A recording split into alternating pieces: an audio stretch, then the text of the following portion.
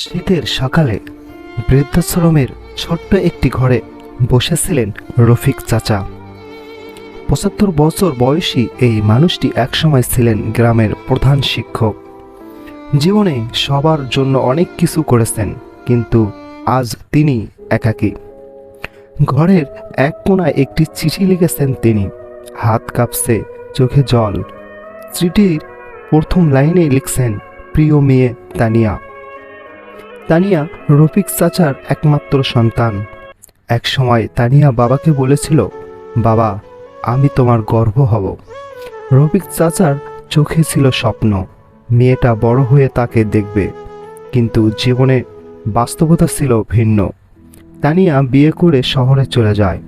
সেখানে স্বামী, সন্তান আর চাকরির চাপে সে ভুলে যায় বৃদ্ধ বাবার কথা। চিঠিতে রফিক চাচা লিখেছেন, তানিয়া, জানি তোমার অনেক ব্যস্ততা, তোমার সুখের জন্য আমি সব কিছু ছেড়ে এসেছি, কিন্তু জানো এই বৃদ্ধাশ্রমের প্রতিটা রাত আমার জন্য কতটা ভয়ঙ্কর। প্রতিদিন ভোরে আমি দরজার দিকে তাকিয়ে থাকি, যদি তুমি এসে বলো, বাবা চলো বাড়ি যাই, কিন্তু সেটা আর হয় না।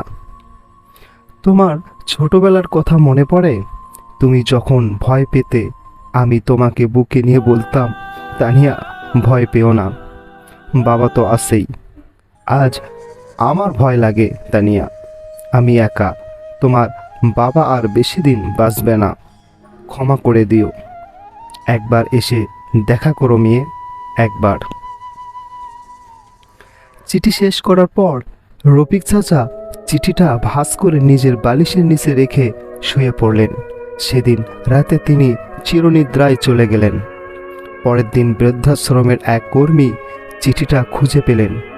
চিঠি পৌঁছে দেওয়া হলো তানিয়ার কাছে। চিঠি পড়তে পড়তে তানিয়া কান্নায় বুক ভেঙে যায়। সে বাবাকে দেখতে ছুটে গেল বৃদ্ধাশ্রমে, কিন্তু তখন শুধু নিথর দেহটা পড়েছিল। তানিয়া বাবার কপালে চুমু খেয়ে ফিসফিস করে বলল, বাবা, তুমি তো বলেছিলে ভয় না পেতে, তুমি আসো, কিন্তু তুমি আমাকে ফেলে চলে গেলে কেন? কোণার জানালা দিয়ে হালকা বাতাস ঢুকছিল, যেন বাবার নিঃশ্বাস তানিয়াকে শেষবারের মতো সান্ত্বনা দিচ্ছে। তো বন্ধুরা, এই গল্প থেকে আমরা এটাই শিখতে পারি যে আসলে আমরা বাবা মাকে কতটা ভালোবাসি এবং তাদের কতটা সেবা করতে পারি, সেটাই হচ্ছে আমাদের মূল উদ্দেশ্য।